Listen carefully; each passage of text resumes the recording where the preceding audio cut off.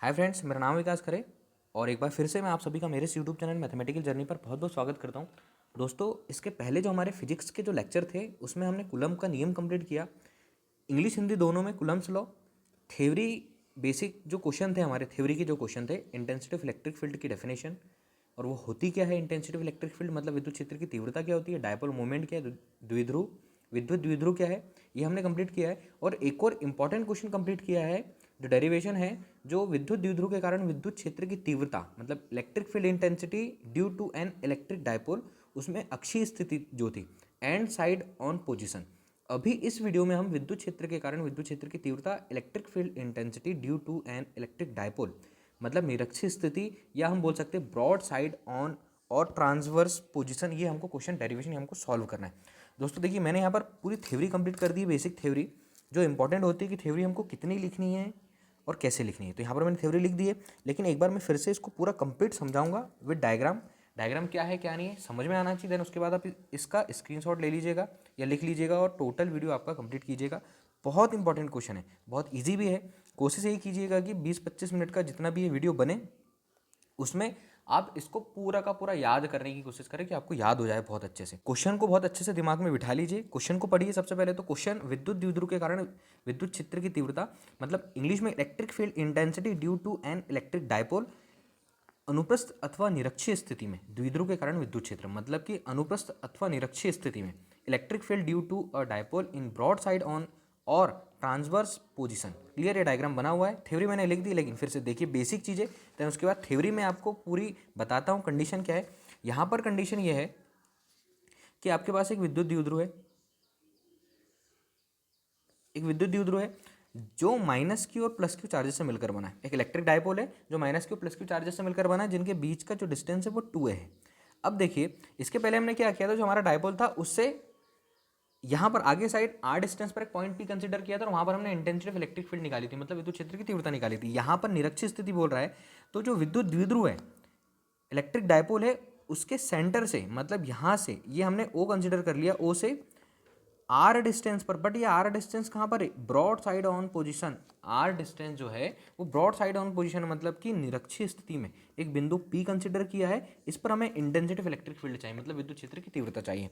देखिए, ये पॉजिटिव है, ये नेगेटिव है, मतलब ये धनात्मक आवेश है और ऋणात्मक आवेश है। ठीक है, अब कंडीशन ये है कि हमको यहाँ से यहाँ तक का डिस्टेंस भी चाहिए होगा, तो प्लस क्यू से, इसको हम नाम दे देते ए बी, प्लस क्यू से ये पी के बीच की दूरी हो गई, ये हो जाएगी हमारे पास पी बी। इसके बाद यहाँ से देखिए, ए से पी के बीच का डिस्टेंस जो है ये हमारे पास हो जाएगा ए पी। ये भी क्लियर है। अब यहाँ से यहाँ तक का डिस्टेंस देखिए, पूरा 2a है, तो ये यहाँ से यहाँ तक हो जाएगा a और ये भी कितना हो जाएगा a। अब हमको चाहिए है विद्युत क्षेत्र की तीव्रता, इंटेंसिटी ऑफ इलेक्ट्रिक फील्ड। तो इंटेंसिटी ऑफ इलेक्ट्रिक फील्ड होता क्या है, विद्युत क्षेत्र की तीव्रता होती है 1/4πε0 k into Q upon R square.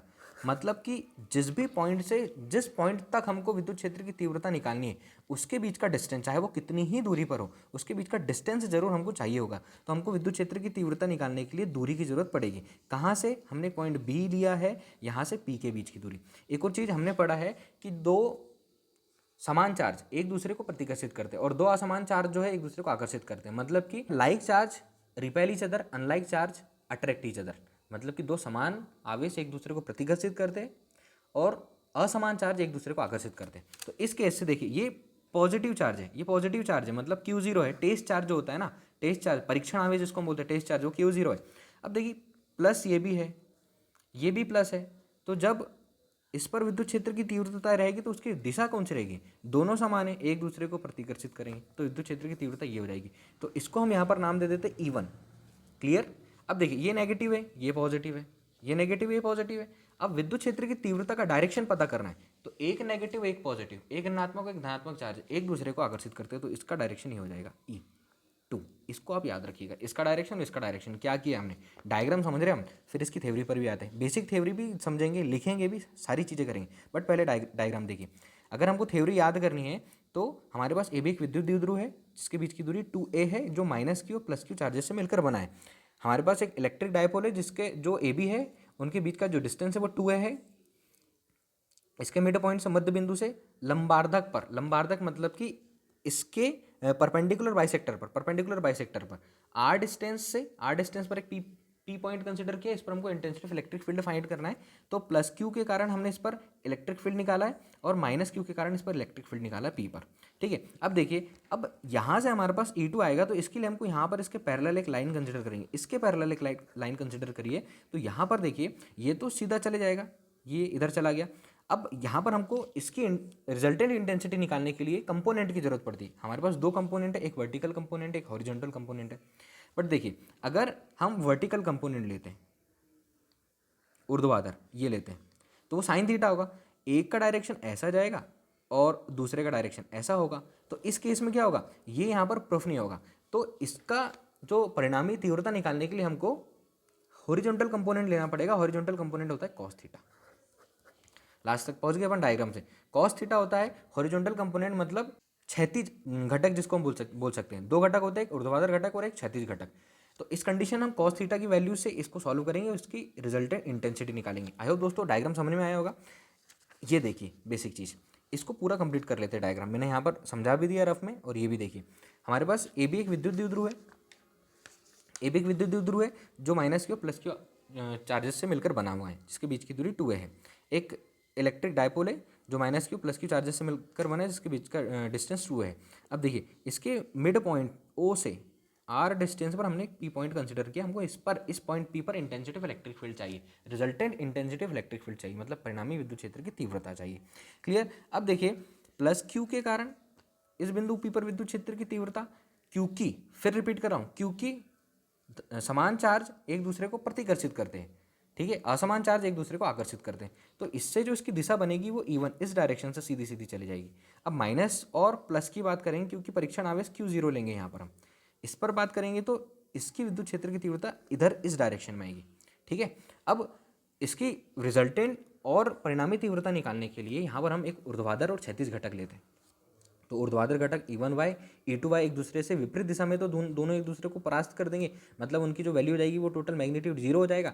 इसलिए यहाँ पर हमको क्षैतिज घटक लेने की जरूरत पड़ेगी, क्षैतिज घटक E1x और E2x। देखिए डायग्राम के बारे में लिखा है मैंने, संलग्न चित्र में एक विद्युत द्विध्रुव AB है जिसके बीच की दूरी 2a है तथा जो माइनस क्यू और प्लस क्यू आवेशों से मिलकर बना है। द्विध्रुव ऐसे माध्यम में रखा है जिसका परावैद्युतांक k है। द्विध्रुव के मध्य बिंदु O से R दूरी पर इसकी अनुप्रस्थ स्थिति पर एक बिंदु P है जहां पर हमें विद्युत क्षेत्र की तीव्रता की गणना करनी है।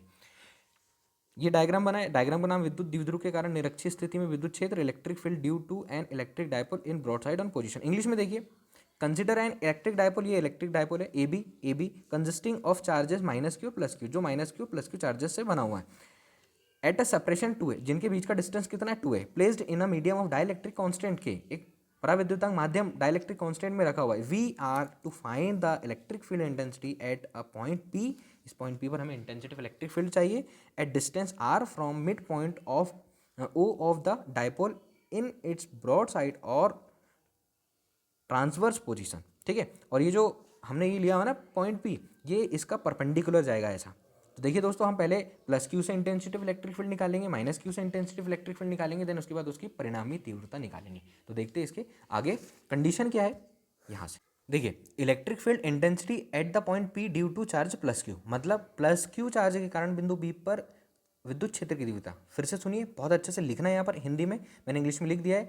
प्लस क्यू चार्ज के कारण बिंदु P पर विद्युत क्षेत्र की तीव्रता E1 बराबर, विद्युत क्षेत्र की तीव्रता होती है 1/4 pi epsilon 0 K into Q upon, देखिए मैंने R स्क्वायर लिख दिया है। अब R स्क्वायर मतलब डिस्टेंस, जब प्लस क्यू से निकाल रहे तो डिस्टेंस किसका चाहिए PB, मतलब यहाँ पर हम लिख देंगे PB का स्क्वायर, हमको वैल्यू चाहिए PB का स्क्वायर। एक और चीज़ दोस्तों देखिए, यहाँ पर हमने सॉल्व किया नहीं, यहाँ पर हम सॉल्व कर ले रहे हैं कि अगर हमको PB चाहिए। एक और चीज़ की ये आइसोसेलेस ट्राइंगल है, मतलब कि एक समद्विबाहु त्रिभुज है, इसका मतलब AP और PB समान दूरी पर है, AP और PB समान दूरी पर है। तो हमको PB की वैल्यू जो निकाल लेंगे हम, तो हमारे पास AP की वैल्यू भी आ जाएगी। तो वैल्यू निकालेंगे कैसे, यहाँ पर समकोण त्रिभुज लेंगे, समकोण त्रिभुज राइट एंगल ट्राइंगल, कौन सा, ये वाला राइट एंगल ट्राइंगल ले लेते हैं हम, POB या OBOP, right angle triangle BOP। इसमें पाइथागोरस प्रमेय से, पाइथागोरस प्रमेय क्या बोलता है, क्योंकि हमको PB की वैल्यू चाहिए। डिस्टेंस की बात हुई, प्लस क्यू से यहाँ तक का डिस्टेंस, हमको डिस्टेंस चाहिए तो पाइथागोरस प्रमेय लगा देंगे। In right angle triangle BOP by Pythagoras theorem बोलती कर्ण का स्क्वायर बराबर लंब का स्क्वायर प्लस आधार का स्क्वायर।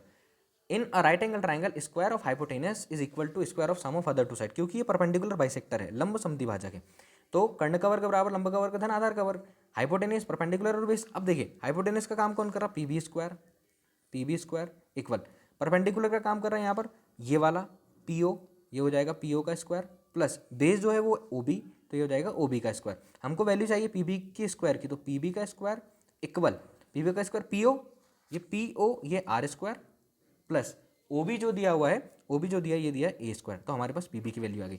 चूंकि आइसोसेलेस ट्राइंगल है, समद्विबाहु त्रिभुज है, तो ए पी और पी बी दोनों आपस में बराबर है, ए पी बराबर पी बी, तो दोनों की वैल्यू और दोनों के स्क्वायर की वैल्यू क्या हो जाएगी हमारे पास R square plus A square. और अगर पी बी की वैल्यू की जरूरत पड़े और ए पी की वैल्यू की जरूरत पड़े तो इस स्क्वायर का ट्रांसफर कर देंगे, तो ये हो जाएगा रूट में R square plus A square.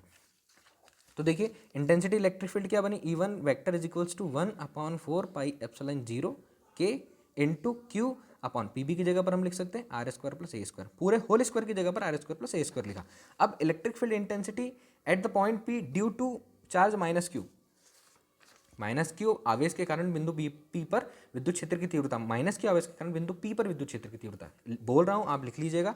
तो यहाँ पर E2 इज इक्वल्स टू बनेगा हमारे पास 1/4 पाई एप्सिलॉन 0 के इंटू क्यू अपॉन ये जो पी बी स्क्वायर लिया था ना, यहाँ से हमारे पास क्या हो जाएगा ए पी का स्क्वायर, ये हो जाएगा ए पी का स्क्वायर और वैल्यू सेम है, तो E2 इज इक्वल्स टू क्या आ जाएगा 1/4 पाई एप्सिलॉन 0 के क्यू अपॉन ए पी भी सेम है R square plus A square.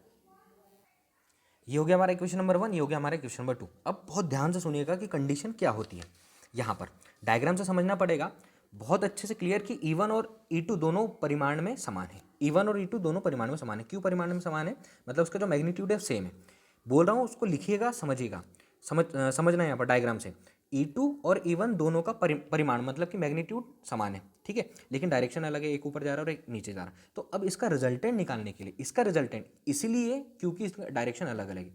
उधर साइड हमारा डायरेक्शन सेम था जो उसके पहले हमने क्वेश्चन सॉल्व किया है, जो एंड साइड ऑन पोजीशन था, क्योंकि वो एक ही दिशा में था उसकी इंटेंसिटी इलेक्ट्रिक फील्ड, इसलिए वहाँ पर हॉरिजॉन्टल और वर्टिकल कंपोनेंट लेने की जरूरत नहीं पड़ी, ऊर्ध्वाधर और क्षैतिज घटक लेने की जरूरत नहीं पड़ी। लेकिन यहाँ पर एक दोनों का परिमाण जो मैग्नीट्यूड है वो समान है, ये E2 ये E1, बट डायरेक्शन अलग अलग है, इस वजह से हमको इसका कंपोनेंट लेने की जरूरत पड़ेगी ऊर्ध्वाधर और क्षैतिज घटक, वर्टिकल और हॉरिजॉन्टल कंपोनेंट लेने की जरूरत पड़ेगी। लेकिन अगर वर्टिकल कंपोनेंट लेते हैं, यहाँ पर ऊर्ध्वाधर घटक लेते हैं, तो देखिए E2y और E1y का डायरेक्शन ये जाएगा, तो इसकी वैल्यू 0 हो जाएगी। इस वजह से हमको हॉरिजॉन्टल कंपोनेंट लेना पड़ेगा, क्षैतिज घटक लेना पड़ेगा जो कॉस थीटा होता है, क्षैतिज घटक कॉस थीटा होता है। इस वजह से जो इसकी इंटेंसिटी इलेक्ट्रिक फील्ड की रिजल्टेंट इंटेंसिटी आएगी ना, परिणामी विद्युत क्षेत्र की तीव्रता आएगी, वो कहाँ पर आएगी, यहाँ पर आएगी, विद्युत क्षेत्र की तीव्रता, परिणामी विद्युत क्षेत्र की तीव्रता।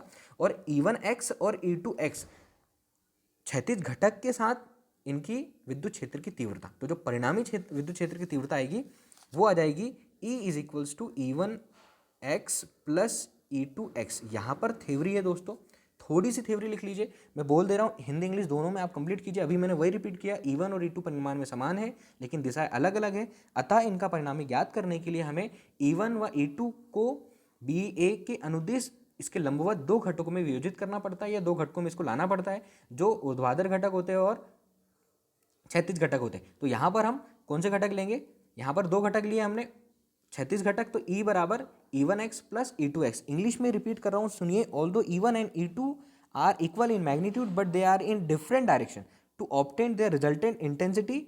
If E1 and E2 are resolved along BA and perpendicular to it, we find the component, तो then E is equals to E1x plus E2x। Clear, E equal दोनों ही कंडीशन में, दोनों से में E1 plus E1x plus E2x, ये x की condition component को दर्शा रही है, घटक को दर्शा रही है, तो यहाँ पर हम इसकी वैल्यू पुट करेंगे।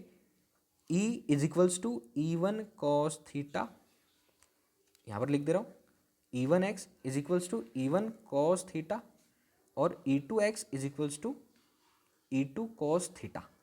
Clear, E2 is equals to E2 cos theta. But देखिए दोनों यहाँ पर क्या है, दोनों का मैग्नीट्यूड समान है, तो E1 cos theta plus E2 cos theta यहाँ पर लिख दे रहा हूँ मैं।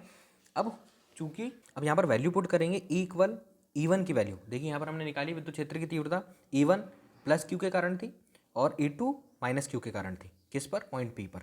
तो E1 की वैल्यू 1/4 पाई एप्सिलॉन 0 के into Q upon R square, R की जगह पर पी बी और पी बी की वैल्यू निकाली R square plus A square, यहाँ पर आप लिखिएगा तो ये हो जाएगा R square plus A square into cos theta plus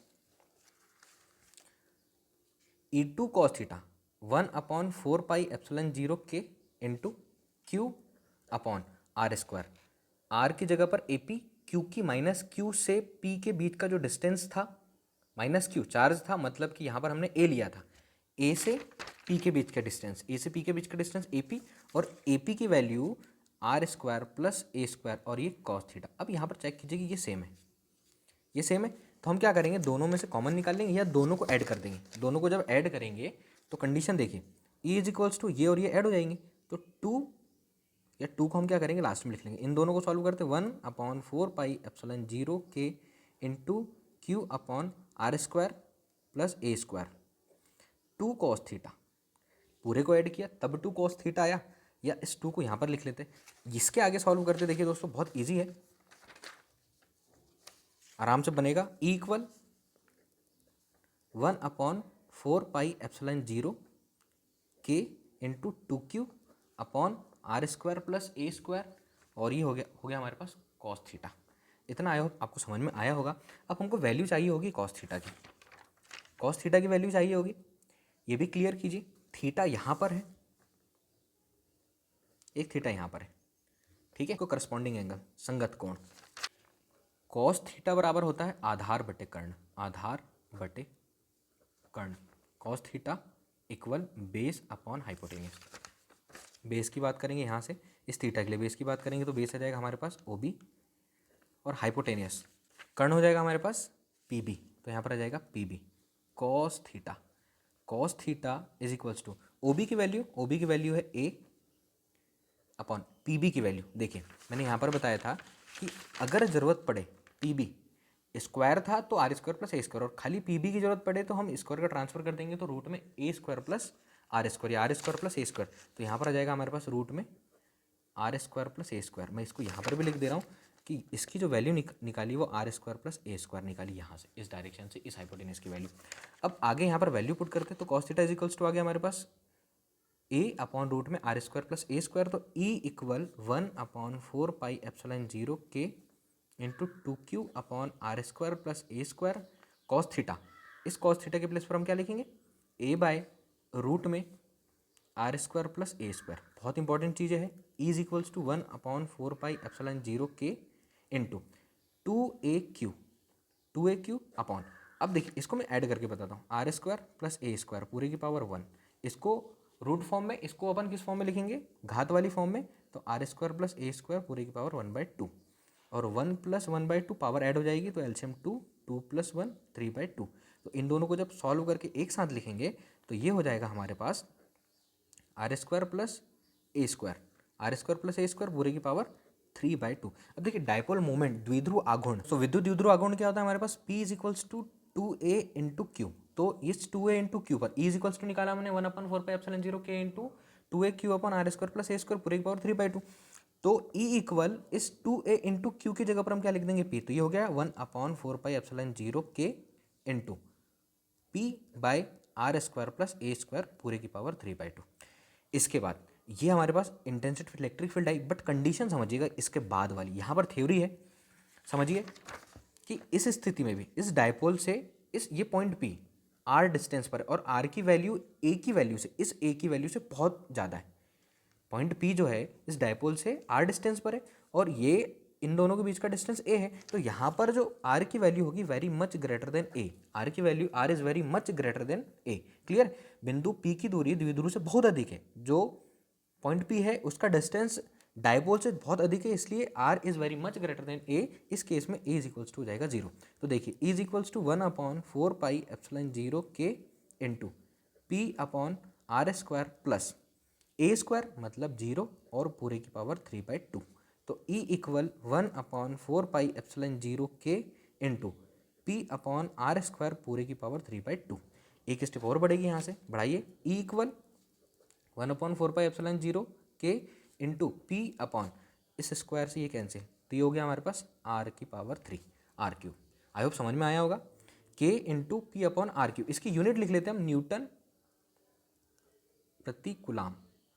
तो ई इक्वल आ गया हमारे पास 1/4πε0 के into P upon R cube. एक और कंडीशन, जो के होता है वो वैक्यूम में 1 होता है, वायु या निर्वात में के की वैल्यू 1 होती है, तो resultant intensity of electric field E equal 1/4πε0 के की वैल्यू 1 P upon R cube newton प्रति कूलाम। ये इसका आंसर दोस्तों, ये resultant intensity of electric field है, मतलब परिणामी विद्युत क्षेत्र की तीव्रता है 1/4πε0 into P upon R cube. कौन सा केस है? अनुप्रस्थ अथवा निरक्षीय स्थिति, मतलब कि electric field due to a dipole in broadside on और ट्रांसफर पोजीशन। बहुत इंपॉर्टेंट है दोस्तों, डायग्राम समझिए, डायग्राम को बहुत ज़्यादा समझाया है मैंने, बहुत अच्छे से ये थ्योरी लिखी हुई है। और इसके बाद जो डेरिवेशन था हमारा वो हमने यहाँ से कंप्लीट किया, इसको पूरा कंप्लीट कीजिए आप। डायग्राम को रफ में भी समझाया, देन फेयर में भी समझाया, यहाँ से इसकी पूरी थ्योरी लिखी हुई है, यहाँ की थ्योरी मैंने बोलकर बता दी थी, उसको कंप्लीट कीजिएगा। देन यहाँ पर आके ये डायग्राम पूरा कंप्लीट होता है, हमारा पूरा डेरिवेशन कंप्लीट होता है। आई होप दोस्तों समझ में आया होगा। अगर किसी प्रकार का डाउट हो तो एक बार कमेंट करके ज़रूर बताएं, ताकि मैं बहुत अच्छे से सारी चीज़ें क्लियर करने की कोशिश करूँ। मेरे साथ बने रहिए दोस्तों, मेरे चैनल को सब्सक्राइब कीजिए। Thank you friends.